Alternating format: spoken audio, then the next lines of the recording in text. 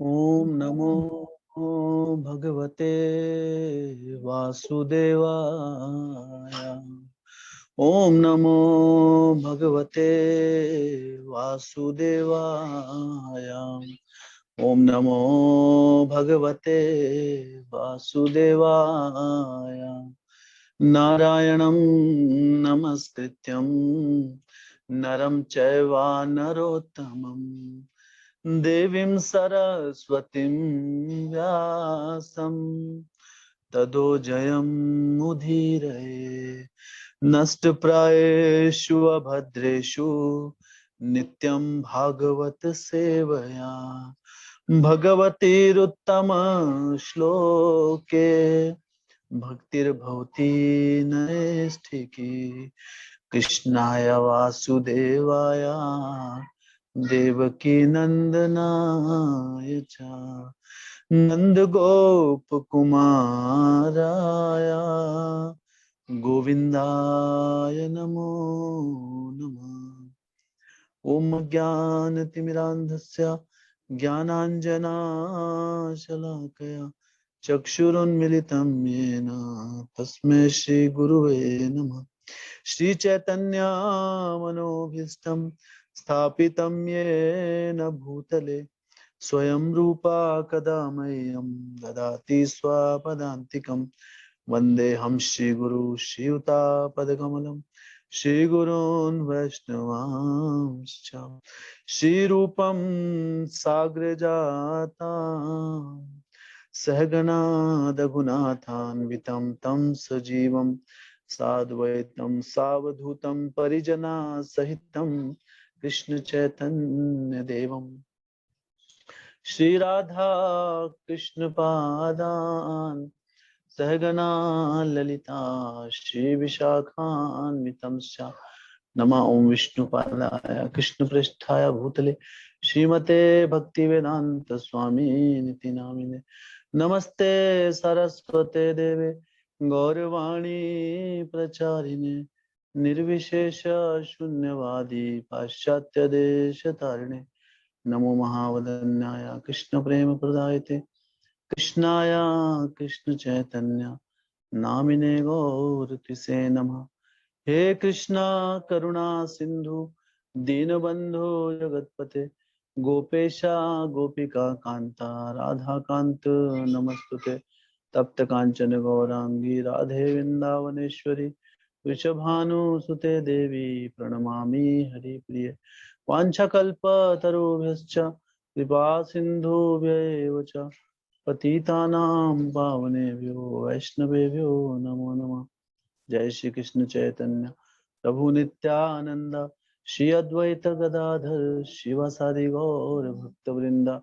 हरे कृष्णा कृष्ण कृष्ण हरे हरे हरे राम राम राम हरे हरे। हरे कृष्णा कृष्ण कृष्ण हरे हरे हरे राम राम राम हरे हरे।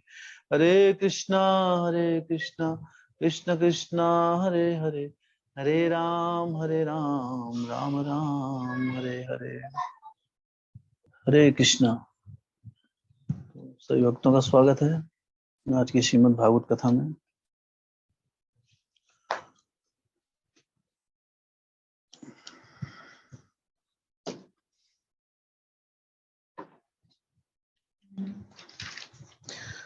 तो श्रीमद् भागवतम में हम प्रथम स्कंद से चर्चा कर रहे हैं। प्रथम स्कंद अध्याय 13 श्लोक संख्या 30 से आगे आज हम चर्चा करेंगे।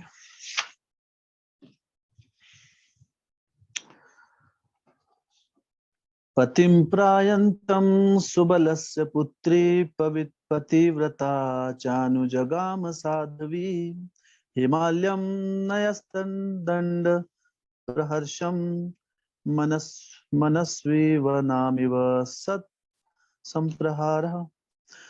कंदहार गांधार के राजा सुबल की पुत्री परम साध्वी गांधारी ने जब यह देखा कि उनके पति हिमालय पर्वत की ओर जा रहे हैं जो कि सन्यासियों को वैसा ही आनंद देता है जैसा कि युद्ध के दौरान में योद्धा को शत्रुओं के प्रबल प्रहार से प्राप्त होता है तो वह भी उनके अपने पति के पीछे पीछे चल पड़ी। तो हमने कल पढ़ा कि विदुर जी के मार्गदर्शन प्राप्त करने के बाद धृतराष्ट्र जो हैं, हाँ, वो जितनी भी उनकी भौतिक आसक्तियां थी उन्हें त्याग कर कर अब वो विदुर जी के साथ अपना जो अंतिम जो बचा हुआ शेष जीवन जो है उसे पूर्ण रूप से भगवान के लिए शरणागत होने के लिए निकल पड़े। कहाँ निकल पड़े? हिमालय की तरफ। दरअसल हिमालय को, हिमालय का हमारे शास्त्रों में बहुत महत्व दिया गया है। तो हिमालय पर्वत सोचिए कोई आम पर्वत नहीं है। हिमालय पर्वत का नाम श्रीमद् भागवतम में भी है। तो सोचिए हमारा कितना सौभाग्य है, हम हिमालय पर्वत की तलहटी में रहते हैं और हिमालय की रेंजेस जो हिमाचल को टच करती हैं। क्योंकि क्यों महत्व है इसका? क्योंकि यहाँ पर जो लोग हैं, जितने भी भगवान के आश्रम है, बद्रिक आश्रम, ये सारे के सारे जहाँ पर व्यास देव जी श्रीमद् भागवतम की नींव रखी थी उन्होंने, ये सारे हिमालय में स्थित हैं। तो इसलिए हिमालय का एक बहुत ही अधिक महत्व है शास्त्रों की नजर में। तो वहां पर अनेक अनेक जो साधु लोग हैं, जब अपना आध्यात्मिक दृष्टि से आगे निपुण होने के लिए, आगे बढ़ने के लिए लोग हिमालय में जाकर तपस्या का मार्ग अपनाते थे पहले। अभी भी कहीं साधु वहां पर, अगर हम हिमालय में जाएं, हिमालय के अंतरंग में, तो अनेक अनेक संप्रदाय के साधु वहां पर मिलेंगे। अनेक अनेक प्रकार के जो बाबा हैं, अलग अलग कल्चर में जो अलग अलग प्रणालियां को जीवन में अपना रहे हैं, उनको हम हिमालय पर्वत में देख सकते हैं। क्यों? क्योंकि हिमालय पर्वत कैसा है, वो वहां पर भौतिक जगत का प्रभाव नहीं है। वहां पर बड़े बड़ी फैक्ट्रियां, गाड़ियां, पोल्यूशन, नॉइस पोल्यूशन, है ना, एयर पोल्यूशन, किसी भी प्रकार का की समस्या नहीं है। वहां पर पूरा सात्विक माहौल है। तो इसलिए भक्ति करने के लिए लोग वहां पर उस शांत माहौल में जाते हैं और वहां पर फिर अपना पूरा जो ध्यान है भगवान पर केंद्रित करते हैं अपना अंतिम समय में, और इस प्रकार वो भगवान के धाम की प्राप्ति करने का प्रयास करते हैं। तो इसलिए हिमालय का पर्वत का बहुत ही महत्वपूर्ण है। तो हमने कल देखा कि जब उन्होंने इस प्रकार, धृतराष्ट्र ने जब अपना ये प्रण लिया कि अब मैं सब कुछ छोड़ छाड़ कर हिमालय की तरफ वो जाने लगे, तो उनकी जो पत्नी गांधारी जो थी, वो एक पतिव्रता स्त्री थी। तो वो भी, तो उस समय जब धृतराष्ट्र जा रहे थे तो उन्होंने किसी को नहीं बताया, जैसा कि विदुर जी ने उन्हें निर्देश किया था कि आप बिना बताए निकलिए। भी आप बताएंगे तो फिर फंस जाएंगे, यहीं पे कोई रोक लेगा आपको भौतिक बंधन में। तो वो किसी को बिना बताए वहां से जाने लगे। लेकिन फिर भी जैसे ही खबर किसी प्रकार से गांधारी को मिली, तो वो भी उनके पीछे पीछे हो ली कि जहां पर मेरे पति का जो स्थान है, हाँ, वहां पर ही मेरा स्थान है। जैसे हम देखते हैं कि रामायण में किस प्रकार जब भगवान श्री रामचंद्र जी को वनवास हुआ था, तो उस समय सीता मैया के लिए वो वनवास नहीं था, लेकिन सीता मैया ने वॉलंटरली, हाँ, स्व इच्छा से वो भगवान श्री रामचंद्र जी के साथ गई। और इतने वहां पर ये जानते हुए कि जंगल में अनेकों अनेक कष्ट होंगे, दुख होंगे, फिर भी, क्योंकि पहले युगों में जो स्त्रियां होती थी उन्हें सती स्त्री कहा जाता था। सती सावित्री बोलते ना। सती का अर्थ क्या है? पहले, हाँ, वैदिक काल में पत्नी का जो जीवन है वो पति के साथ ही चलता था और पति के साथ ही खत्म हो जाता था। तो जिस मार्ग को पति अपनाता था, बाय डिफॉल्ट, हाँ, पत्नी का भी वही मार्ग होता था। पत्नी का कोई अलग से मत नहीं होता था, हाँ, कि हम ऐसा करेंगे, हम वैसा करेंगे। तो पति बोलते हैं कि आज अब हम भक्ति मार्ग में हमको जाना है। तो मान लो डिवोटी नहीं है, मान लो वाइफ डिवोटी नहीं है, भक्त नहीं है, लेकिन पति जो है वो भक्ति मार्ग में आ गया मान लो। तो पहले क्या होता था, इतने एटिकेट होते थे कि आपको चाहे वो चीज समझ में आए ना, लेकिन आपको जब शास्त्रों के बंधन में बन गए पति के साथ, तो पति का मार्ग ही पत्नी का मार्ग होता था। तो पत्नी जो है, हाँ, सलाह मशवरा करने का अधिकार है, लेकिन अंतिम में जो पति का निर्णय होता था पत्नी उसे खुशी खुशी स्वीकार करती थी, ऐसे नहीं जबरदस्ती, वो उसे मानने में गर्व समझती थी। लेकिन कलयुग में जैसे जैसे समय आ रहा है, एक तो क्या पति लोग भी अपना स्टैंडर्ड गिर गया है, पति लोगों का, पति लोग पतित हो गए, तो इसलिए चैतन्य महाप्रभु को आना पड़ा। उनका नाम क्या है? पतित पावन। जो इस जगत में जो लोग गिर चुके हैं, पतित हो गए हैं, जो पति अपनी जगह से गिर चुके हैं, उनको बोलते हैं पतित, मतलब निम्न स्तर पर। तो इसलिए चैतन्य महाप्रभु उनका उद्धार करने के लिए इस जगत में आए। तो जब इस प्रकार का, पहले हमने सुना होगा सती प्रथा पर रोक लगाई गई है ना, सती प्रथा ने एक बिगड़ा हुआ रूप ले लिया था। लेकिन ये सती प्रथा कोई प्रथा नहीं थी, ये एक स्वाभाविक चीज थी पहले युगों में। जब अगर पत्नी के सामने पति की मृत्यु हो जाती थी, तो पत्नी के लिए अपने स्वामी पति के बिना जीना, हाँ, जीना जो था वो ज्यादा मुश्किल होता था मृत्यु से। तो इसलिए जिस अग्नि में पति को जलाया जाता था, स्त्रियां क्या थी, अपने आप स्वेच्छा से उस अग्नि में अपने आप को जला लेती।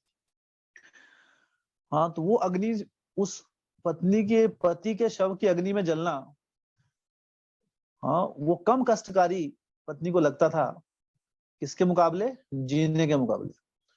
हाँ, तो ये स्वाभाविक रूप से होता था, उनको कोई जबरदस्ती नहीं बोलता था कि आप जबरदस्ती पकड़ के कोई आग में उनको धकेल रहा है, ये स्वाभाविक था। जैसे हम देखते हैं शास्त्रों में, जब पांडवों के, पांचों पांडवों के पिता पांडु जो थे, उनकी दो पत्नियां थी, माद्री और कुंती। तो जब पांडु की अकस्मात मृत्यु हो गई, तो उनकी दोनों पत्नियां उनके साथ ही अपना शव को, अपनी शरीर को त्याग करने के लिए आतुर हो गई। और जो माद्री थी, उनकी जो छोटी पत्नी, उन्होंने अपना शरीर उन्हीं की जो दाह संस्कार की अग्नि में उसको सौंप दिया। लेकिन कुंती माता जीवित रही। उन्होंने, माद्री ने उन्हें कहा कि अगर, क्योंकि उस समय बच्चे बहुत छोटे थे, जो 5 पांडव थे वो बहुत ही छोटे थे, अपना निर्वाह अपने आप नहीं कर सकते। तो पिता की तो मृत्यु होगी, दोनों माता भी चली जाती, तो छोटे बच्चों का कौन ध्यान रखे? तो एज ए सर्विस, एक सेवा के लिए उन्होंने ये कष्ट उठाया। कौन सा कष्ट? जीने का कष्ट पति के भी। तो इसलिए कुंती महारानी उन्होंने स्वीकार किया कि वो इस प्रकार अपने आप को सती नहीं करेंगी। और जो माद्री थी, वो उन्होंने अपने आप को इस प्रकार पांडु के साथ ही अपने शरीर, देह का उन्होंने त्याग किया। तो इस प्रकार वैदिक काल में स्वाभाविक रूप से होता था। लेकिन जैसे जैसे समय बढ़ता गया, डेडिकेशन कम होती रही, पति और पत्नी का जो संबंध है, शास्त्रों को छोड़कर, बाह्य रंग रूप को देखकर, उसको आधार मानकर, हाँ, उसको आधार मानकर ये संबंध स्थापित होने लगा। इसलिए पति पत्नी के बीच जो स्वाभाविक जो एक रिस्पेक्ट, एक आदर का जो भाव था, उसमें गिरावट आ गई। तो उसके बाद धीरे धीरे ऐसा लगा, जब पति की मृत्यु होती थी तो पत्नी को दुख होता था, लेकिन इतना भी नहीं कि जीना मुश्किल हो जाए, है ना। तो इसलिए, लेकिन जो उस समय के जो ब्राह्मण थे, तो सती प्रथा क्या थी?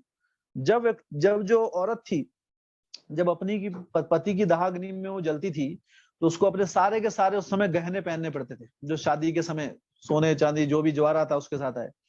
और वो उस समय उनका त्याग करना पड़ता था उस समय, और वो सारा धन ब्राह्मणों को जाता था।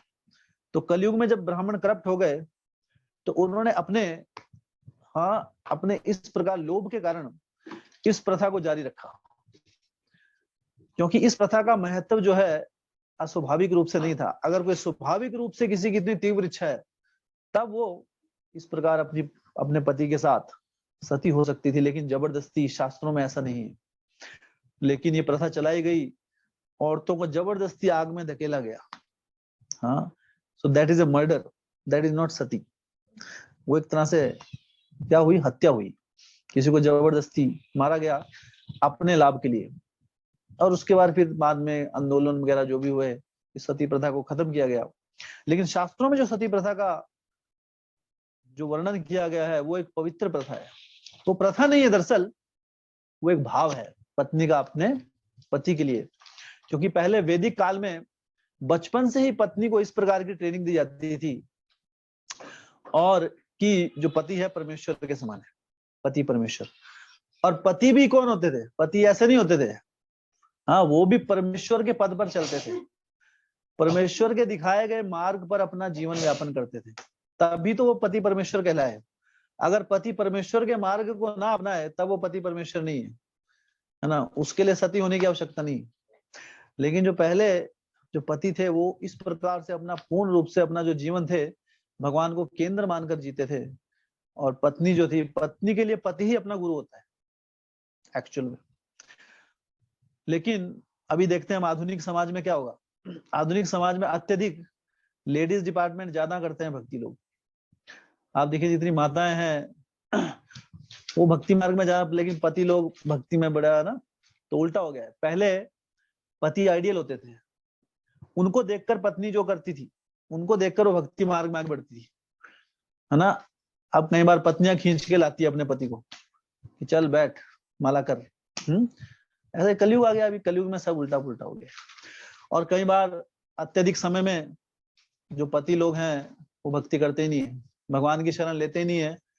इसलिए आप देखिए जहां पर भी कोई आध्यात्मिक कार्य होता है, कहाँ पे कथा होती है, ज्यादा लेडीज वहां पर होती है।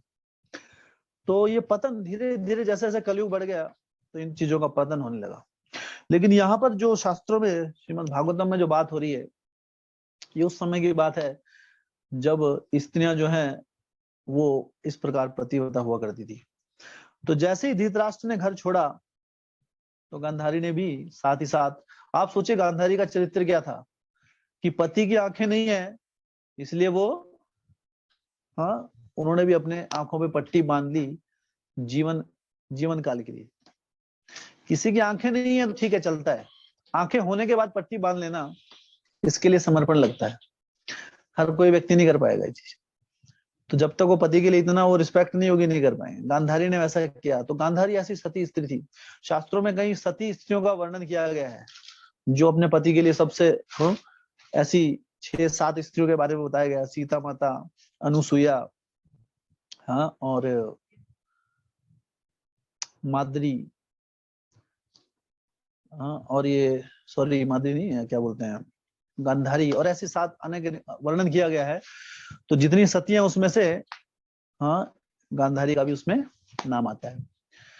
तो उन्होंने अपने पति के लिए, तो जब वो हिमालय की तरफ निकले तो स्वेच्छा से वो भी उनके साथ चली गई। तो इस प्रकार धृतराष्ट्र ने विदुर जी की कृपा से वानप्रस्थ आश्रम धारण किया। वो वन में जाकर, हाँ, कि जब अपनी घर गृहस्थी की रिस्पॉन्सिबिलिटीज खत्म हो जाए तो मनुष्य का ये धर्म नहीं है कि अंतिम सांस तक वो जड़ जगत में फंसा रहे। हाँ, एक समय के बाद उसे गृह त्याग कर या फिर अपनी रिस्पॉन्सिबिलिटीज को खत्म कर भगवान की भक्ति में लगना बहुत आवश्यक है। जीवन के लक्ष्य को जानना बहुत आवश्यक है। हम तो इस शरीर को ही सब कुछ समझते हैं, लेकिन शरीर तो हमारे जीवन का सिर्फ एक पहलू है। एक बुद्धिमान व्यक्ति सोचता है पहले कि इस जन्म से होने से पहले मैं कहाँ था और मृत्यु के बाद मैं कहाँ जाऊंगा। ये 2 बहुत ही महत्वपूर्ण प्रश्न हैं जो हर एक जीव को, खासकर मनुष्य की योनि में जब होते हैं हम, ये पूछने आवश्यक है। क्योंकि जो हमारा जो जीवन की जो जर्नी है, हाँ, वो सिर्फ जन्म लेने से और मृत्यु तक नहीं है। ये तो एक बहुत छोटा सा समय है। हम जन्म लेते हैं, फिर बड़े होते हैं, अलग अलग संबंधी बनते हैं, हमारी मैरिज होती है, फिर हम सोचते हैं यही हमारा जीवन है, मृत्यु के साथ सब खत्म, सारे संबंध खत्म। फिर अगले जन्म में दूसरा बैच हमें मिलता है, नए माता पिता, है ना, नए पत्नी, नए बच्चे, नए भाई बंधु, नए संबंधी। फिर व्यक्ति सोचता है कि यही सब कुछ है मेरा। फिर मृत्यु हो जाती है, खत्म, अगला जन्म होता है, अगले जन्म में फिर नया सेट, नए माता पिता, है ना, नए पड़ोसी, नया स्कूल, सब कुछ नया, नया वातावरण। अभी हिंदुस्तान में पैदा हुए, अगली बार पाकिस्तान में भी हो सकते हैं। तो जो लोग अभी ज्यादा पाकिस्तान के नारे लगाते हैं, अगली बार जन्म उसको पाकिस्तान में मिलता है। जिस कई बार होता है ना, कई लोगों को इतनी घृणा हो जाती है, कई बार कुछ राष्ट्रवादी लोग होते हैं, है ना, वो दूसरे, तो जिसके बारे में हम ज्यादा सोचते हैं मृत्यु के समय भी वही विचार आएगा। अगर कोई बहुत बड़ा जैसे देशभक्त है ना, कि हम पाकिस्तान का हरा देंगे, हम उसको खत्म कर देंगे, उसका नामो निशान मिटा देंगे, वो रैलियां निकाल रहा है, जीवन उस पर बिता दिया पूरा, मरते हुए भी वही विचार आएगा, पाकिस्तान मुर्दाबाद, और पाकिस्तान का विचार करते हुए अगला जन्म उसको लाहौर में मिल जाएगा, पाकिस्तान के किसी जगह में मिल जाएगा। तो जिस जैसी आसक्ति होती है हमारी, वहां पे हमारे जन्म मिल जाता है। तो इसलिए किसी से अत्यधिक घृणा भी नहीं करनी चाहिए, क्योंकि जिससे ज्यादा घृणा करेंगे, अंत काले च माम एवा स्मरण मुक्त्वा कलेवरम, जैसा हमारा अंत में जो स्मरण होता है लास्ट, वैसा अगला जन्म मिलता है। ये बहुत महत्वपूर्ण है समझना। हाँ, हमारे शास्त्र जो भगवत गीता पहले ही अध्याय में भगवान आत्मज्ञान देते हैं, और दूसरे अध्याय में और वर्णन से इसका वर्णन किया गया है कि किस प्रकार जो मनुष्य की गति उसे कैसे मिलती है। हमारे क्रियाकलापों से जैसी हमारी मनोभावना होती है, वैसा अगला जन्म मिलेगा। इसलिए भौतिक जगत की आसक्ति हमें इस भौतिक जगत से बाहर नहीं जाने देती है। अगर अपने घर गृहस्थी से बहुत अत्यधिक हम आसक्त होंगे, अगला जन्म जरूरी नहीं है मनुष्य का मिले, लेकिन किसी कुत्ते बिल्ली के रूप में उसी घर में मिल जाएगा, क्योंकि आसक्ति है, आप उस घर में रहना चाहते हैं। तो अगला जन्म क्या मिलेगा, उसी जन्म में, है ना, उसी घर में कुछ बन जाएंगे, हम छिपकली बन जाएंगे, फिर हमारे पोते हैं वो हमको मारेंगे झाड़ू से। ऐसा होता है, कई बार देखते हैं घर में इतनी छिपकलियां होती हैं, कई बार पूर्वज होते हैं, हमारे पूर्वज दादा परदादा आ रहे होते हैं, दादा दादी, हमको लगता है क्या हो गया, फिर उनको भगाओ, फिर वो छिपकली क्यों नहीं बोलते, अरे मैं तो दादी हूँ। हाँ, तो लेकिन अभी तो नहीं समझ में आएगी उनकी लैंग्वेज, तो छिपकली की लैंग्वेज में आ गई, क्योंकि हमें कर्म के सिद्धांतों का नहीं पता है। इसलिए जिस चीज से अत्यधिक आसक्ति हो जाती है, अगले जन्म में वही। हाँ, किसी को अपनी गाड़ी से आसक्ति हो गई, हाँ कि मेरी गाड़ी, तो हाँ, तो अगर व्यक्ति को कई बार हो जाती है आसक्ति, है ना, तो अगले जन्म में क्या होगा, उसको किसी गैरेज में वो चूहा बन जाएगा। जो गैरेज होता है ना, जहाँ पे गाड़ियां ठीक होती हैं, वहां चूहा कॉकरोच बन जाएगा, कि भाई तो चल गाड़ियां देखता रहे पूरा दिन। कोई व्यक्ति मांस खाता है, जिसको बहुत, अगले जन्म में उसको किसी शाकाहारी जंतु का जन्म मिल जाता है, सॉरी मांसाहारी। कोई शेर, चीता, गीदड़, कुत्ता, बिल्ली, है ना, बहुत चॉइस है, कुछ भी बन सकते हैं। जितनी प्रवृत्ति है, बहुत ज्यादा खाने की है कि मांस ही खाएंगे और कुछ नहीं खाएंगे, तो शेर चीते बन जाएंगे। हाँ, रोटी भी खानी है, मांस भी खाना है, कुछ दोनों करते हैं जो, वो घर के कुत्ते बन जाते हैं, क्योंकि कुत्ता क्या, मांस भी खाता है, रोटी भी खाता है, किसी का पालतू मां बन सकते हैं। तो सोचिए, बहुत डेंजरस है ये जो है, हमारी थॉट्स, हमारे विचार, ये हमारा भविष्य निर्धारित करते हैं। और दुर्भाग्य की बात है कि हम हम कैसे हमारे विचार हम अपने जीवन के अंदर लेके जा रहे हैं, है ना, अपने इस शरीर में, अपने इन कर्णों से, है ना, क्या क्या हम सोच रहे हैं, व्यक्ति इस बात में सोचता ही नहीं है कभी। हाँ, किसी भी प्रकार के, चाहे वो अच्छे विचार हो, बुरे विचार हो, हाँ, हर प्रकार के, हाँ, जो विचारों को अंदर लेता रहता है, ना सोचते हुए कि इन विचारों का मेरे जीवन में क्या प्रभाव पड़ेगा। क्यों? क्योंकि व्यक्ति को ज्ञान ही नहीं है कि जन्म के बाद भी, मृत्यु के बाद भी जीवन खत्म नहीं होता है। मृत्यु तो एक जीवन का एक पहलू है।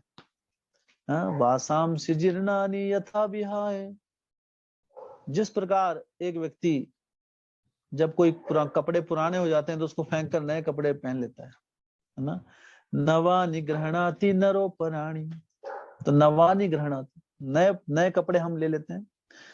तथा शरीराणी विहाय जीर्ण, उसी प्रकार जब ये शरीर जीर्ण हो जाता है, इसका हम त्याग कर देते हैं, नवानि गृहणाति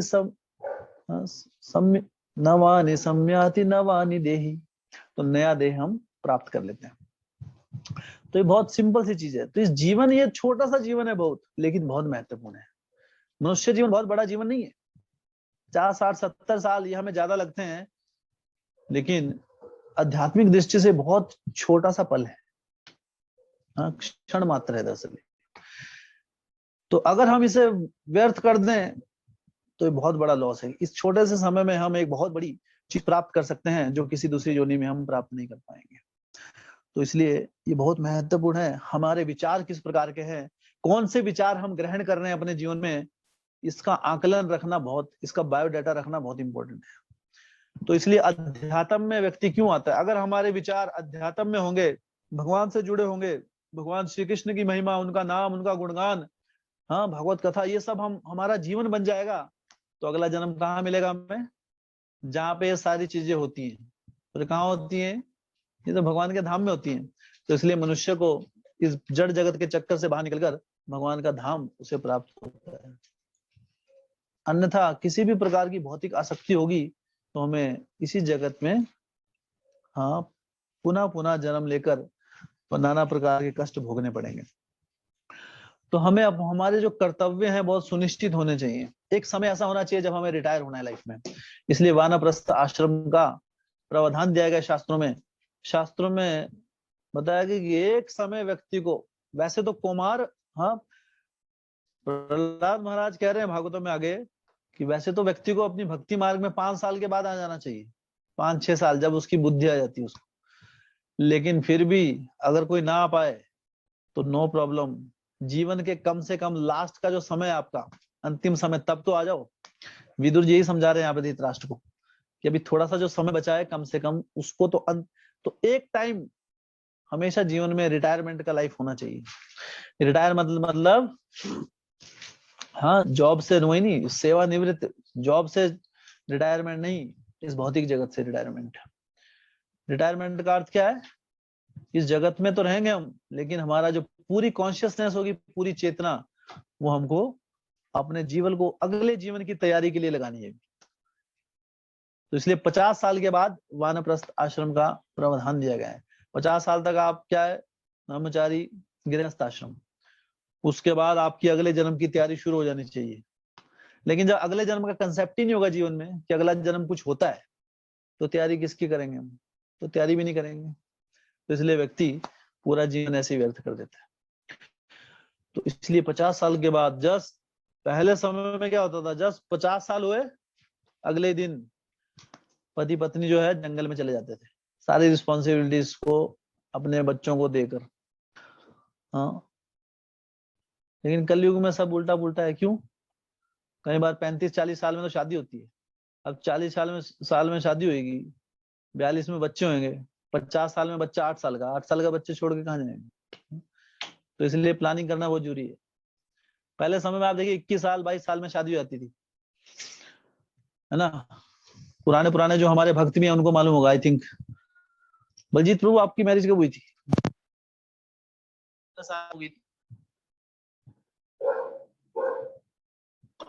भूल गए? नहीं आपकी आवाज नहीं आ रही मुझे आपका। अच्छा म्यूट, अच्छा म्यूट नहीं हो रहा, अनम्यूट नहीं हो रहा है क्या? कर दिया प्रभु जी, उनको अनम्यूट कर दिया। अनम्यूट कीजिए प्रभु जी। अभी आप अनम्यूट कर, हाँ आप बोलिए। मेरी 89 में हुई शादी। मतलब आपकी उम्र क्या थी उस समय? मेरी उम्र उस समय 25 साल थी। आपकी तो लेट हुई फिर भी। लेकिन पहले आप देखिए, आप, मैं बहुत लोगों को जानता हूँ पुराने पुराने, 21 साल में 20 साल में हाँ शादी होती थी। तो अभी 21 साल में नेचुरली शादी होंगी, 22-23 में बच्चे हो गए, तो 50 साल तक बच्चे जो हैं लगभग उनकी भी शादी हो चुकी होती है। क्योंकि 21-22 साल में शादी हो जाती है। तो अगर 21 में किसी की शादी हुई, 22 और 21 43 43 साल के बाद बच्चे की शादी, तो इस प्रकार वो सेटल करके अपनी फैमिली प्लान करके वानप्रस्थ में चले जाते हैं। लेकिन अभी फैमिली प्लानिंग का मतलब कुछ और है। अभी एक्चुअल फैमिली प्लानिंग ये है कि हमें क्या करना है जीवन में, ये बहुत महत्वपूर्ण। तो पहले लोग क्या है, सिस्टमेटिकली चलते थे, समय पर रिटायर हो जाते थे, है ना, अपना पूरा इस जगत का सब कुछ करके अगले जन्म की तैयारी करते थे कि मेरा भविष्य कैसा होना चाहिए। अंत के समय में पूरे अपने आप को पूरे झोंक देते थे उसमें, एक कॉन्शियसनेस, एक चेतना के साथ, ताकि वो चेतना अंतिम में मृत्यु के समय वही चेतना रहे और उस प्रकार का अगला जन्म मिले। अत्यधिक जो मनुष्य थे वो भगवान के भगवत मार्ग में जाते थे, भगवान के भक्ति मार्ग में लग जाते थे, और इस प्रकार 50 से 75 साल तक वानप्रस्थ और उसके बाद संन्यास आश्रम, और इस प्रकार अपने जीवन सफल बनाते। लेकिन अभी कलयुग में क्या करें हम? कलयुग के लिए क्या कंसेप्ट है? पहली बात तो इतनी उम्र नहीं है अभी, तो इसलिए, लेकिन रिटायर जो सिद्धांत है वो खत्म नहीं हुआ, बाकी चीजें कम हो गई, लेकिन हमें एक समय त्यागना है, ये त्याग की भावना खत्म नहीं होनी चाहिए। तो कम से कम कोई जॉब कर रहा है 58 साल तक, ठीक है, कम से कम 58 साल के बाद रिटायरमेंट, और उस समय रिटायरमेंट कैसे लें अभी? जंगल में तो जा नहीं सकते अभी मॉस्किटो नेट लेके, मच्छरदानी लेके चलो जंगल निकल गए पत्नी के साथ, तो वो संभव नहीं है अभी, ये शरीर नहीं है उस टाइप का। ऐसा शरीर लेके जाएंगे, है ना, तो कुछ नहीं कर पाएंगे वहां, सिर्फ मच्छर भगाते रहेंगे, भक्ति नहीं कर पाएंगे, जब में मन नहीं लगेगा। पहले अलग बात थी, पहले समय में अनुकूल परिस्थितियां थी, इसलिए अब क्या कंसेप्ट बताया गया है कलयुग में, जब आपका पूर्ण, तो हमें सौभाग्य है कि अगर हमारे जहाँ भक्तों के हम संग में हैं और हमारे पास एक कोई ऐसा स्थान है, हमारे क्या भगवान का मंदिर है, तो वहां पर अपनी पूर्ण सेवा में लग जाएं। उसके बाद अपनी रिस्पॉन्सिबिलिटीज पूरी कर कर, अपने बच्चों की शादी वादी करके सब कुछ, हाँ, उसके बाद जब आपके सारे दायित्व खत्म हो, दायित्व खत्म करने बहुत जरूरी है। ऐसे नहीं है कि दायित्वों को छोड़ के मंदिर में बैठ जाऊं, वो भी गलत है ना, वो अपनी जिम्मेवारियों से भागना है। तो वो रखते हुए सब दायित्व खत्म करने के बाद पूर्ण रूप से भगवान की सेवा में लग जाना है। इसे कहते हैं वानप्रस्थ आश्रम। कलयुग में वानप्रस्थ आश्रम में, वानप्रस्थ का अर्थ है, पहले लोग वन में जाके पूर्ण भगवान की सेवा करते थे, क्योंकि पहले युगों में तपस्या का मार्ग था। कलयुग में क्या है, हरिनाम संकीर्तन का मार्ग है। संकीर्तन जंगल में कैसे करेंगे अकेले में, संकीर्तन तो संघ में होता है। इसलिए हमारे जो, इसलिए मंदिर का प्रावधान जो है, हमारे क्यों हर जगह इतने विश्व भर में कृष्ण भावनामृत के जो अलग अलग मंदिर इसी कंसेप्ट से बनाए गए, ताकि अंत में जो समय है व्यक्ति वो अपना मंदिर में पूर्ण रूप से सेवा में लगा, पति पत्नी अपनी रिस्पॉन्सिबिलिटी खत्म कर कर उनका सुबह से लेकर शाम की दिनचर्या मंदिर में सेवाएं प्रदान करना है, अलग अलग प्रकार की सेवाएं। तो ये है वानप्रस्थ आश्रम। तो इस चीज को माइंड में रख के चलिए कि मुझे रिटायर होना है। अन्यथा क्या है, जीवन को मेंटेन करने के लिए बोलेंगे हमारी रिस्पॉन्सिबिलिटी कभी खत्म नहीं होती। मरते मरते भी आदमी सोचता है मेरा ये रह गया, मेरा वो, ये संभव नहीं है। लेकिन माया देवी के चंगुल ऐसा होता है ना। एक बार मैं अपने एक रिश्तेदार से मिल रहा था, उनकी एज लगभग 68 के आसपास थी, लेडीज, उनके पति की मृत्यु हो गई थी, तो वो उनके अपने पोते के साथ वो आई थी। तो मैं मिला उनसे, मैंने कहा अभी आपका पूरा जीवन है, आप आपके जो बहू बहू है, बेटा है, वो आपके पोते का ध्यान रख सकते हैं। आप अभी अपना जो शेष जो जीवन बचा हुआ है उसको भगवान की भक्ति में लगाएं, भगवान का नाम जप करें, भक्तों के संग में आए। बोलते नहीं, अगर मैं ऐसा करूंगी तो मेरे पोते का ध्यान कौन रखेगा? हाँ, ये पोता जो मेरी रिस्पॉन्सिबिलिटी है। तो आदमी कई बार अपने जबरदस्ती के दायित्व बना लेता है, क्योंकि ये है, इसे कहते हैं पुरुष भाव। पुरुष भाव क्या है कि मैं करने वाला हूँ। हमारी मृत्यु हो जाए तो क्या पोते को देखने वाला कोई नहीं है? हाँ? तब भी तो जीवित रहेगा वो, उसको देखने वाला तब भी। तो इसलिए अपनी रिस्पॉन्सिबिलिटी हमारी जब खत्म हो गई, अगली पीढ़ी की रिस्पॉन्सिबिलिटी मत उठाइए, अगली पीढ़ी की रिस्पॉन्सिबिलिटी अगली पीढ़ी पे छोड़ दीजिए। ऐसा नहीं कि मैं अपने पोते पड़पोते, है ना, जो भी होते हैं उसके बाद, कि सबका दायित्व, सबकी शादी, सबका सेहरा देखना है मुझे। ऐसे ऐसे दायित्व, ऐसे ऐसे विचार होते हैं लोगों को, बस इसकी शादी हो जाए तो मैं चैन से मर जाऊं। आज तक कोई चैन से मरा है? चैन से कोई नहीं मरता है। जब मरता है आदमी, जब आदमी की आत्मा उसके शरीर से निकलती है, 40,000 बिच्छू एक साथ काटते हैं, इतना दर्द होता है, तो चैन से कैसे मरेगा? चाहे सारे पोतों की शादी भी देख ली, मृत्यु तो कष्ट में जाएगी। चैन से आज तक कोई नहीं मरा है, ना कोई मरेगा। ये सब हवा की बातें हैं।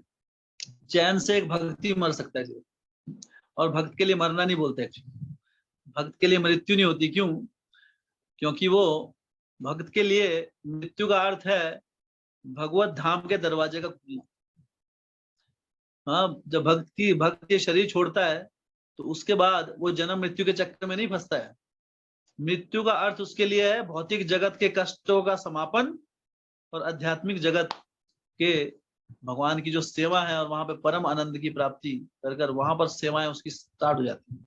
जो यहाँ पर सेवाएं हम करते हैं, हम भगवान की मूर्तियों की, भगवान के विग्रहों की पूजा करते हैं, हाँ, हम भगवान का नाम जपते हैं, है ना, हम सारी सेवाएं करते हैं भगवान को। अब घर में अगर विग्रह हैं उनको नहलाते हैं, कपड़े पहनाते हैं, ये सारे एक्टिविटी भगवान के एक्चुअल रूप में स्टार्ट हो जाती है। फिर भगवान के साथ हम एक्चुअली खेलते हैं, जैसा हमारा संबंध होगा, कौन सा भाव है, साख्य भाव है, दास्य भाव है, माधुर्य भाव है या वात्सल्य भाव है, उस प्रकार से हम भगवान की सेवाएं करते हैं मृत्यु के बाद। इसलिए भक्त के लिए मृत्यु का अर्थ क्या होता है? आध्यात्मिक जगत के दरवाजे खोलना। तो इसलिए प्लानिंग बहुत आवश्यक है गृहस्थ आश्रम में। गृहस्थ आश्रम जो है, अगर इस प्रकार की प्लानिंग नहीं करेंगे तो भागवतम के अनुसार ये एक अंधे कुएं के समान है। और कोई विदुर जी हमें बार बार खींचने के लिए नहीं आएंगे ऐसे बार बार। हाँ, विदुर जी के ही, हाँ, जो आगे, हाँ, उन्हीं के जो अनुयायी हैं, हाँ, जो सारे भक्त लोग हैं, वो हमारा निर्देश करने के लिए हैं। श्रील प्रभुपाद जी, हाँ, आगे आचार्यगण, वर्तमान आचार्य वृंद, तो वो हैं हमारे पास। लेकिन ऐसे स्ट्रांगली पकड़ के, हाथ पकड़ के कोई नहीं ले जाएगा हिमालय की तरफ। और हिमालय में जाने की जरूरत नहीं है, इसलिए हमें प्लान करना। लेकिन वो चेतना आएगी नहीं, हमारे रिटायरमेंट की चेतना कभी आएगी नहीं अगर नित्य रूप से श्रवण नहीं करेंगे। भक्तों के संग में आकर जब हम श्रवण करते हैं, तब हमारा निश्चय दृढ़ बनता है। हाँ, हम जो सुनते हैं उसको अपनाने की हमें शक्ति मिलती है। इसलिए नष्ट प्रायेषु अभद्रेषु नित्यम भागवत सेवा। नित्यम भागवत सेवा करने से क्या होता है? हमारे अभद्र दूर होते हैं, और जब अभद्र दूर होते हैं तब समझ में आता है कि अध्यात्म कितना आवश्यक है। तो अभी जिन भक्तों की एज हो गई है, थोड़ा बहुत रह गया अभी 57-58 साल, 1-2 साल जॉब रह गई है, तो प्लान कर लीजिए अभी, है ना, 1-2 साल के बाद अपना पूरा समय जो है अभी, हाँ, बच्चों की शादी कर दीजिए अपने, है ना। ऐसा नहीं है कि सब छोड़ छाड़ के आ जाइए। उसके बाद अभी प्लान कीजिए कि उसके बाद ये नहीं है कि उसके बाद, है ना, कि दूसरी जॉब ढूंढ लेंगे कहीं, है ना, या फिर उसके बाद ताश खेलेंगे, या उसके बाद घूमना है हमको फिर, है ना। कई बार लोग प्लान करते हैं एक्चुअली इसके बाद, है ना भाई। अभी 4 लोग रिटायर हो रहे हैं, तो बोलते हैं भाई रिटायर होंगे, इसके बाद यहाँ चलेंगे, शिमला जाएंगे, कुल्लू मनाली, अरे मजे करेंगे, ऐश करेंगे, है ना। और फिर यहाँ डेली शाम को मिलेंगे हम, वहां पार्टी करेंगे, ताश के पत्ते खेलेंगे। ये रिटायरमेंट प्लान नहीं है। ये भौतिक जगत के लोगों का प्लान है। लेकिन ये ऐसा भी संभव नहीं है कि आप एक दिन में प्लान हो जाएगा आपका, कि चलो जैसे ही मैं हुआ 60 साल से अगले दिन से सब कुछ। बहुत लोग बोलते हैं अभी बस, आप देखिए जैसे 60 साल हो मंदिर में बैठ जाऊंगा मैं, तो बोलते ना ऐसे बहुत लोग। ऐसा संभव नहीं है। आप देख लेना, जो जो वादे करते हैं ना आपसे, आप देख लेना, वो 60 भी आएगा, 70 भी आ जाएगा उनको। लेकिन वो मंदिर में इतना आसान नहीं होता है हमारी चेतना को बदलना। जो व्यक्ति पूरा जीवन इधर उधर घूमा है, भगवान के कथा में कोई रुचि नहीं है, भगवान के नाम में कोई रुचि नहीं है, क्या एकदम 60 साल के बाद अपने आप वैराग्य आ जाएगा कि वो मंदिर में बैठ के पूरी उपासना करने लग जाए? असंभव है। आज तक तो नहीं हुआ, अभी कोई चमत्कार हो जाए तो देखते हैं। तो इसलिए अभी से प्लानिंग करना बहुत आवश्यक है। नित्य रूप से थोड़ा थोड़ा करके अपनी चेतना को बढ़ाना है।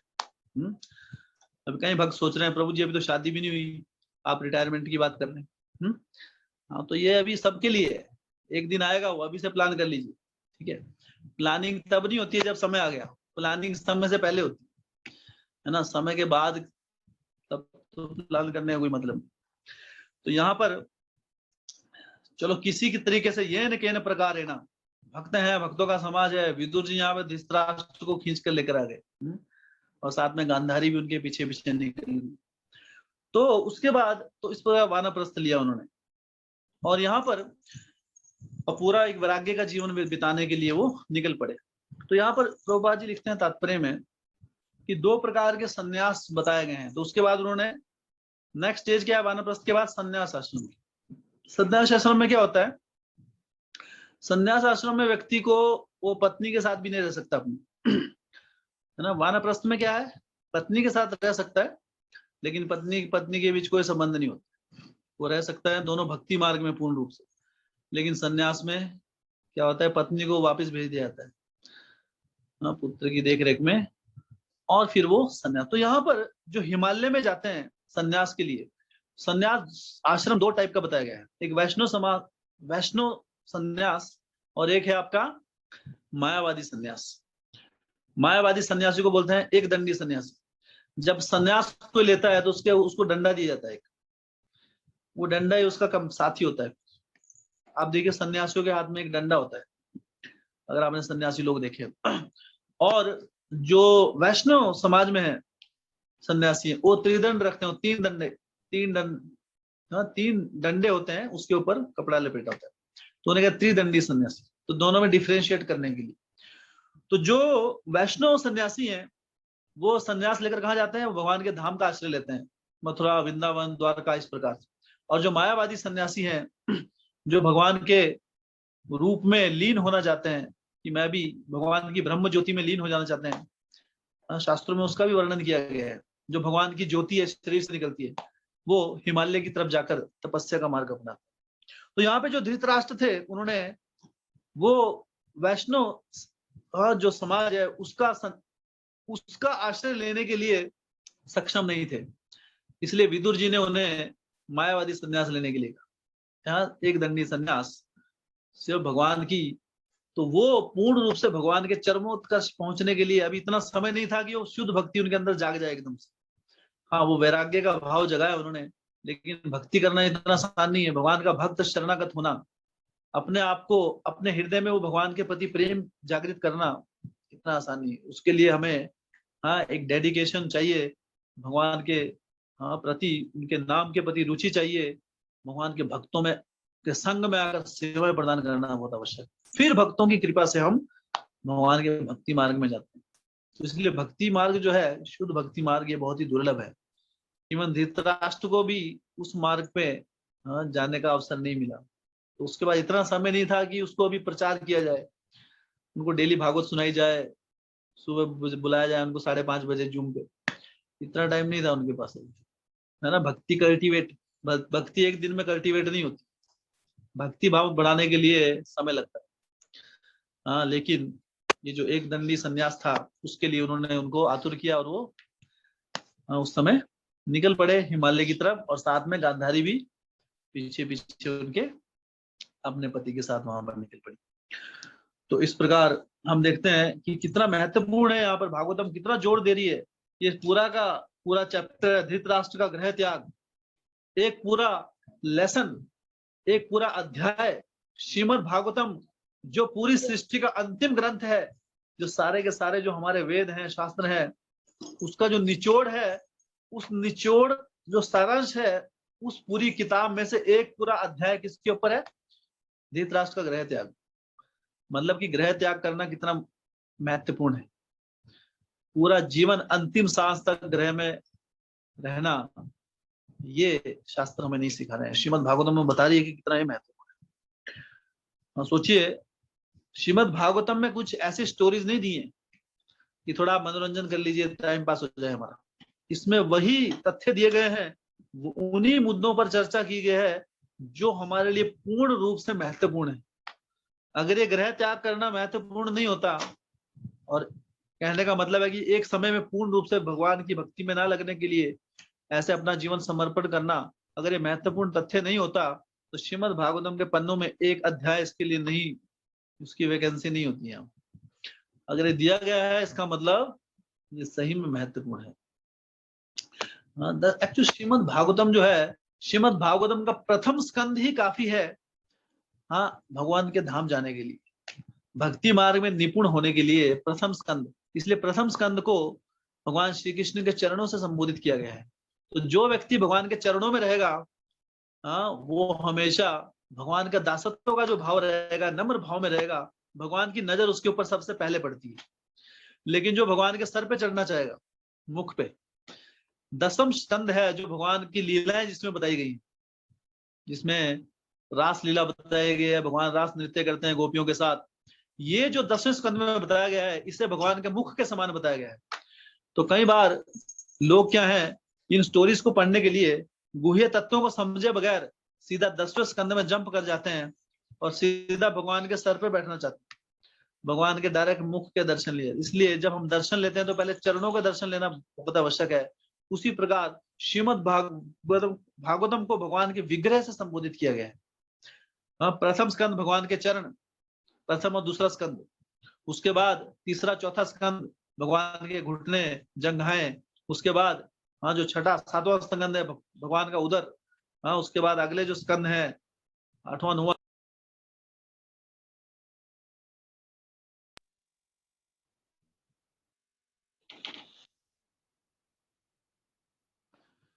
तो ये जो स्कंद है ये भगवान का वक्ष स्थल, और उसके बाद जो दसम स्कंद है वो भगवान का मुख है, उसे भगवान के मुख से संबोधित किया गया। तो इसलिए जो एक सटीक प्रणाली है जो भगवान के दर्शन करने की, वो क्या है, उनके चरणों से ऊपर की तरफ जाना है। इसलिए भगवान के जब हम दर्शन करते हैं मंदिर में तो सीधा उनकी आंखों में आंखें नहीं डालनी जाती ना, आंखों में आंखें डालने अभिमान का एक लक्षण है। इसलिए भगवान के चरणों से दर्शन लेने के ऊपर चल रहा है। उसी प्रकार शास्त्रों में भी प्रथम स्कंद के थ्रू, बिना प्रथम स्कंद पहले 9 स्कंदों को पढ़े बिना भगवान की वो लीलाएं हमें समझ नहीं आएंगी, और उन लीला को हम इस भौतिक जगत की एक युवक और युवती की लीलाओं की तरह समझेंगे। जैसे मूवीज में दिखाया जाता है एक लव स्टोरी की तरह, और उससे हमारा शुद्धिकरण नहीं होगा, उल्टा हमारे हृदय में काम वासना जागृत होगी। इसलिए सुखदेव गोस्वामी चेतावनी देते हैं कि जो व्यक्ति श्रीमद् भागवतम के 9 स्कंद को छोड़कर सीधा दसम स्कंद में भगवान की लीलाओं में पहुंच जाता है, उसे वो एक तरह से विष पीने के समान है। वो इस भागवतम से उसके जीवन में सकारात्मक परिवर्तन नहीं आएगा, नकारात्मक परिवर्तन आएगा, वो भगवान के प्रति अपराध कर सकता है। तो इसलिए ये बहुत महत्वपूर्ण है श्रीमद् भागवत, एक स्कंद से दूसरे स्कंद से आगे बढ़ना। तो क्योंकि आप देखिए जैसे भगवान का विग्रह है, तो जो व्यक्ति चरण में रहेगा नेचुरली नजर जल्दी पड़ेगी वहां पे, भगवान की नजर सबसे पहले पड़ेगी। लेकिन जो भगवान के सर पे बैठना चाहेगा, भगवान की नजर पड़ेगी वहां पे। आपके सर पे कोई चीज बैठ जाए, आपकी नजर जाएगी वहां पे। तो जो भगवान के सर पे बैठना चाहता है, भगवान की नजर नहीं पड़ती उसके ऊपर। लेकिन जो भगवान के चरणों में रहता है, हमेशा हमेशा भगवान की नजर उसके ऊपर पड़ी रहती है। ये हमेशा ध्यान रखिए, नम्रता से भक्ति शुरुआत होती है। अभिमान, अभिमान से युक्त जीवन जीव के लिए अध्यात्म में कोई स्थान नहीं है। वो अध्यात्म में प्रगति नहीं कर पाता है, और अभिमानी व्यक्ति ही भगवान के सर पे चढ़ना चाहेगा। भगवान की होते कह रहे, भगवान श्री कृष्ण गोपियों के साथ नृत्य करते हैं, है ना, तो हम भी नृत्य करेंगे, उनकी तरह बनना चाहते हैं। तो भगवान की तरह मत बनना चाहिए, हम भगवान की शिक्षाओं को जीवन में अपनाइए। भगवान ने तो बहुत कुछ किया है। भगवान की जो लीलाएं हैं वो इतनी शुद्ध हैं, अभी हमारी बुद्धि वो समझने के लिए नहीं है। वहां पे सिर्फ शुद्ध प्रेम, शुद्ध भक्ति मार्ग है वहां पर। हम अपने भौतिक जगत से, क्योंकि हमारी जैसा हमारी बुद्धि होती है हमें भी वही दिखता है वहां पे, तो भगवान को भी हम उसी तरीके से देखेंगे अदरवाइज। इसलिए क्यों बनाया है श्रीमद् भागवतम में? अदरवाइज अगर भगवान की लीलाएं सब कुछ पढ़नी है तो सिर्फ एक ही स्कंद क्यों नहीं बताया सुखदेव गोस्वामी ने? सुखदेव गोस्वामी ने 18,000 श्लोक बताए। और उसमें से प्रथम स्कंद है, ये बहुत बहुत महत्वपूर्ण है साधना भक्ति में, प्रथम और द्वितीय स्कंद। इसको जाने बगैर, इसको पढ़े बगैर आगे जंप करना, सीधा दसम स्कंद पे भगवान के मुख पर भगवान की आंखों में आंखें डाल लेना, ये बहुत ही खतरनाक है हमारी भक्ति के लिए। इसलिए हमेशा चरणों में रहना है हमें। चरणों में रहेंगे, सेफ रहेंगे, है ना, और भगवान हमेशा रक्षा करेंगे। तो यहाँ पर हम इस प्रकार हमें भागवतम शिक्षाएं प्रदान कर रही है, अलग अलग प्रकार के तथ्यों को हमारे समक्ष रख रही है। इस प्रकार उदाहरणों के माध्यम से कि किस प्रकार वैराग्य कितना महत्वपूर्ण है, भगवान के भक्तों का संग कितना महत्वपूर्ण है, भगवान का नाम का जप कितना महत्वपूर्ण है। अलग अलग आश्रमों में सब आश्रमों का एकमात्र लक्ष्य क्या है? श्रीमद् भागवतम में, Shrimad Bhagavatam is the answer to all the questions which can ever be created. कोई भी दुनिया में कोई प्रश्न बना हो, उसका उत्तर है श्रीमद् भागवतम में।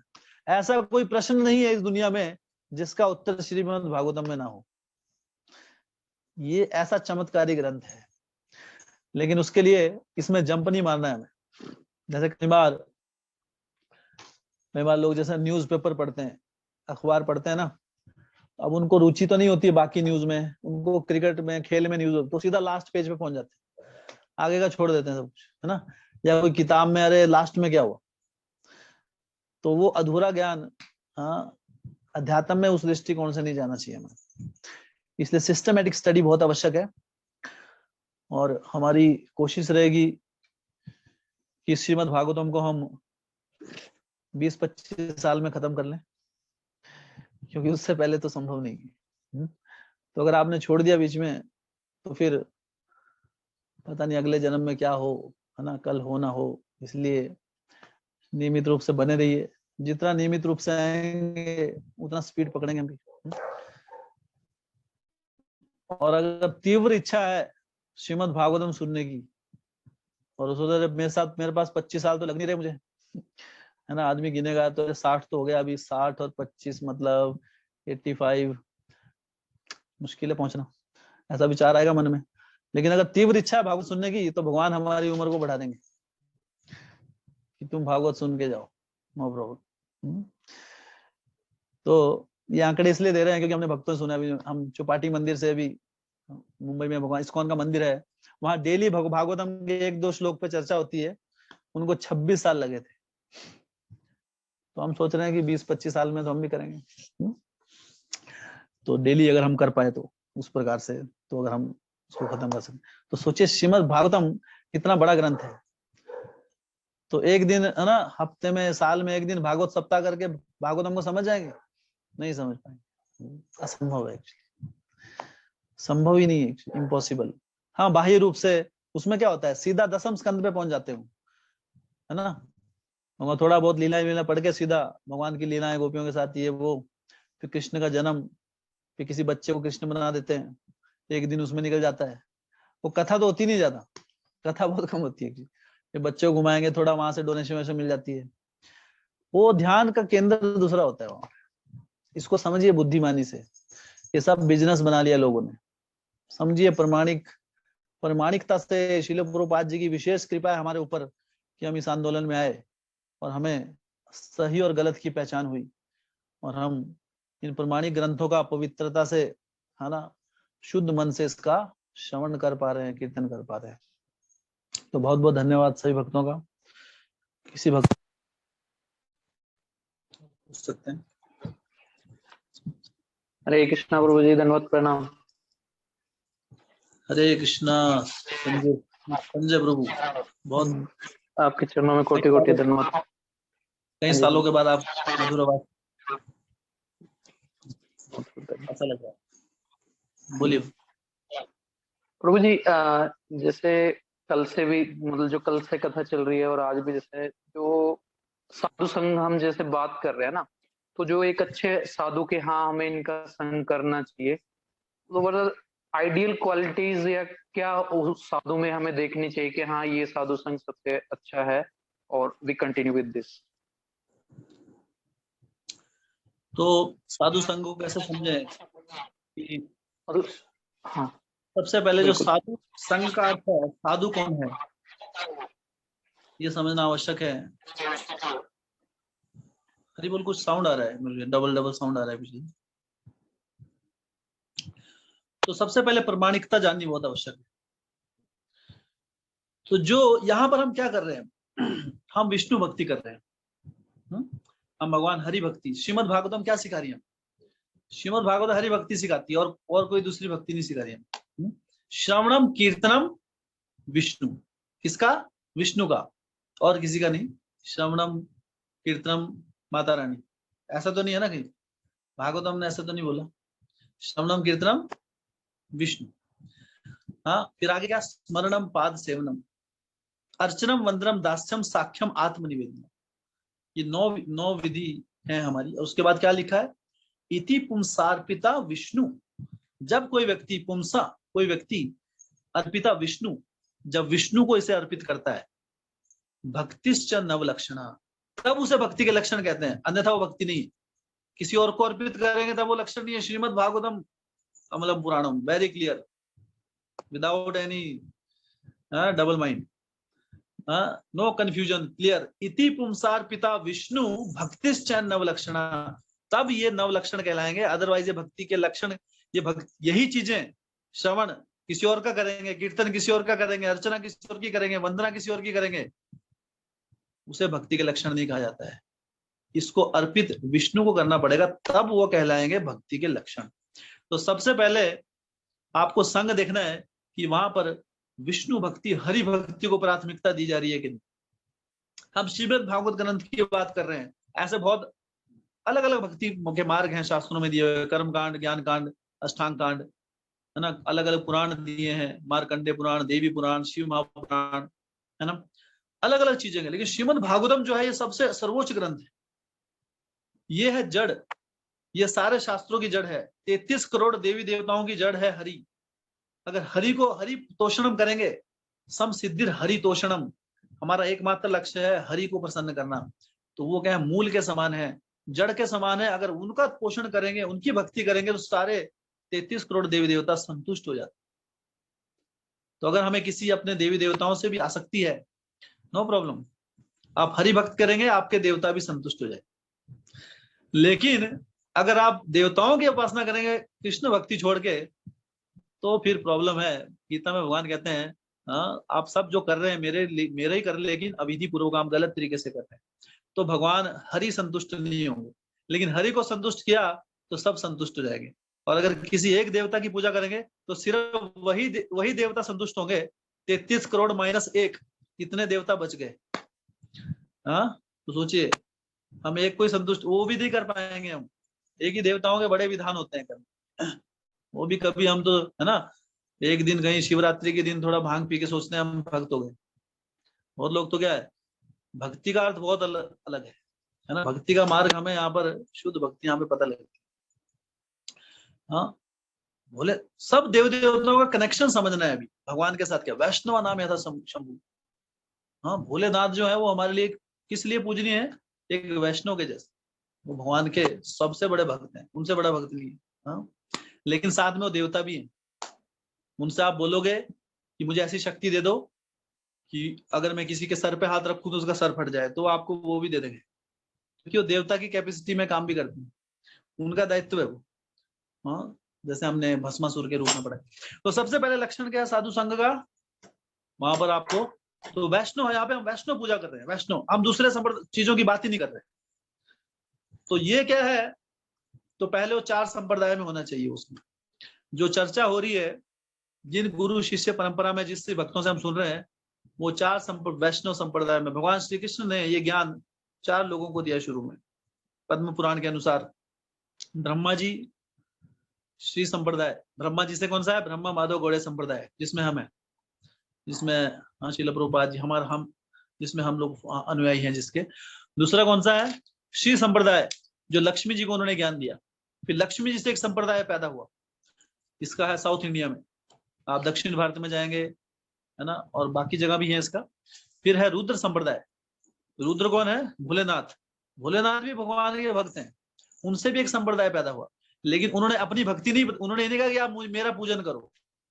ब्रह्मा जी ने, हम ब्रह्म संप्रदाय में है, लेकिन ब्रह्मा जी ने क्या बोला कि मेरे मंदिर खोलो, ऐसा नहीं बोला ब्रह्मा जी। ब्रह्मा जी ने हमें क्या सिखाई? विष्णु भक्ति सिखाई हमें। लक्ष्मी जी ने हमें क्या सिखाया? विष्णु भक्ति सिखाई। भोलेनाथ ने क्या सिखाया हमें? रुद्र संप्रदाय में क्या सिखाया? कृष्ण भक्ति सिखाई। तो हम, ये नहीं है कि हमको क्या चाहिए वो। अगर हम भोलेनाथ को सही में उनको आराध्य मानते हैं, तो वो क्या चाहते हैं, है ना, वो हमें मानना चाहिए। इसी का अर्थ तो प्रेम है ना। अपने तरीके से हम करेंगे कोई भी काम तो उसका लाभ नहीं मिलता है।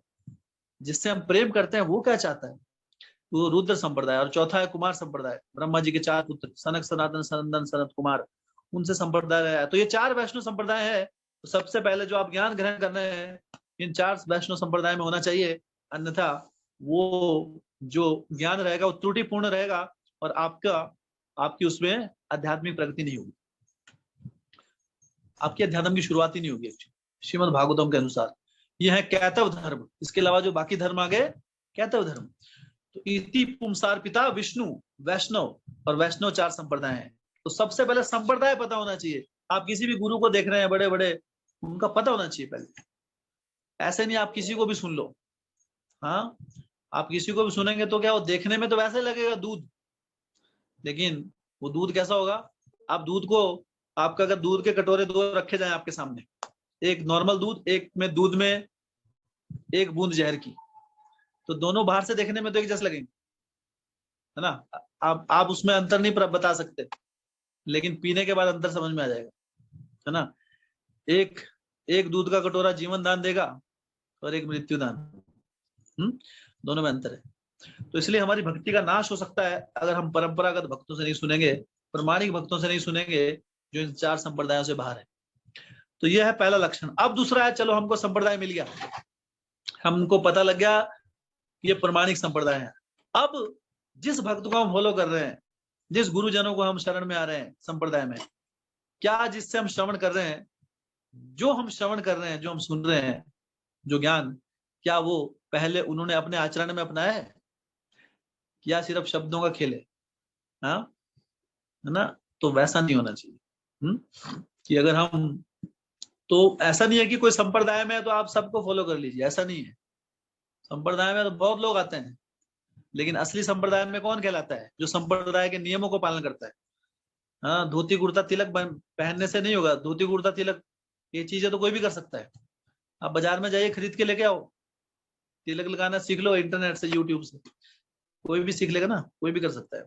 महत्वपूर्ण है क्या वो अपने जीवन में अपना रहे हैं, इसे कहते हैं आचार्य, जो अपने आचरण से सीखा है। तो क्या वो अपने जीवन में जो हमें बता रहे हैं, वो कह रहे हैं कि आप जप करिए। अच्छा प्रभु जी आप करते हैं? हाँ कर लेते हैं, हफ्ते में 1-2 माला।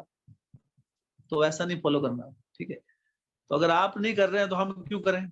आपको खुद विश्वास नहीं है तो फिर हमारे अंदर विश्वास कैसे डालेंगे?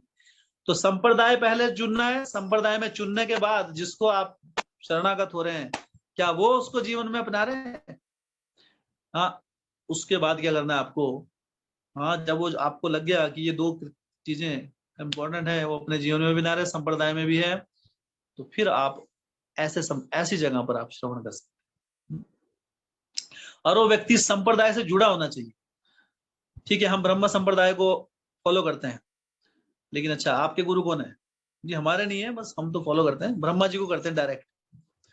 नहीं, जो डायरेक्ट वाला केस है उसको वहां से भी श्रवण नहीं करना।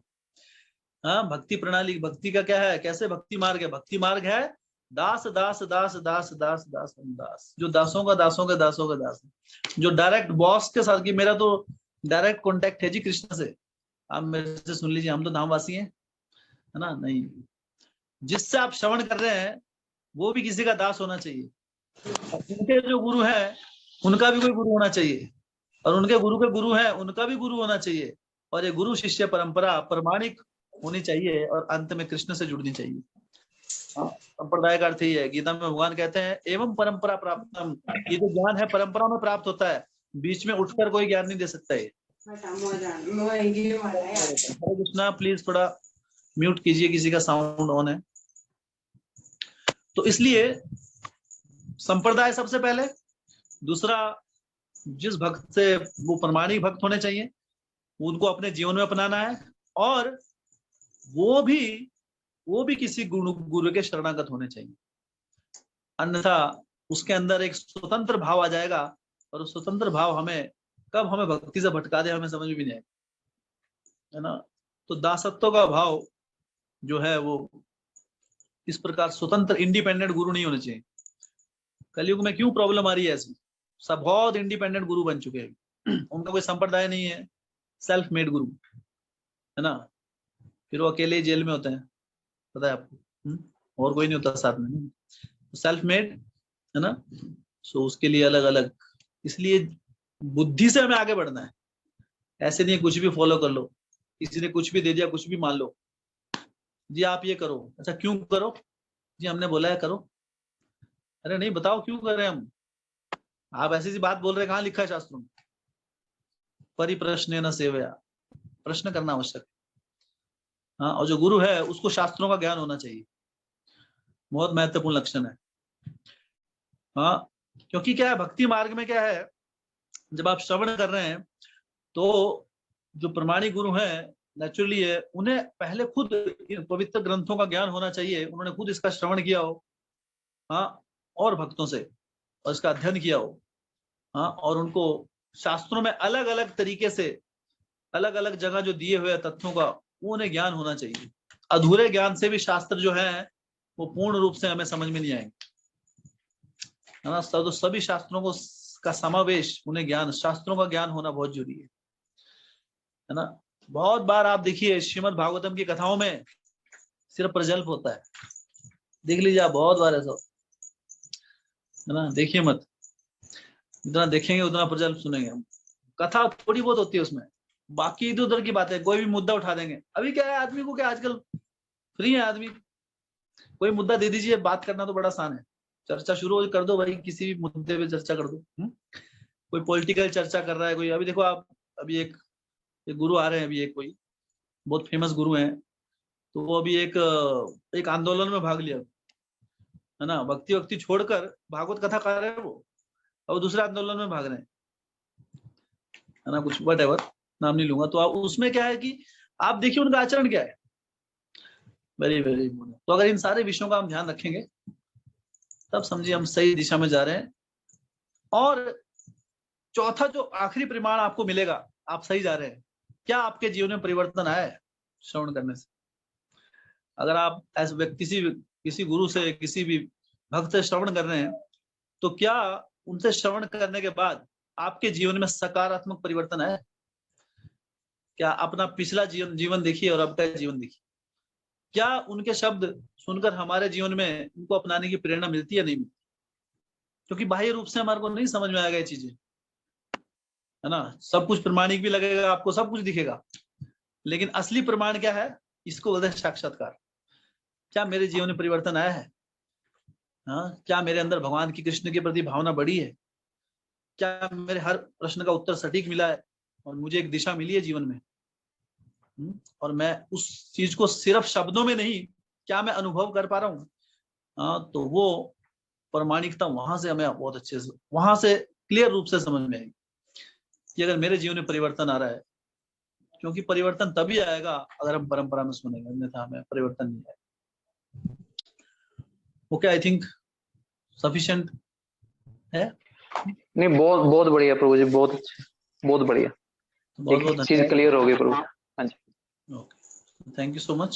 श्रीमद् भागवतम जय प्रभुपाद जी।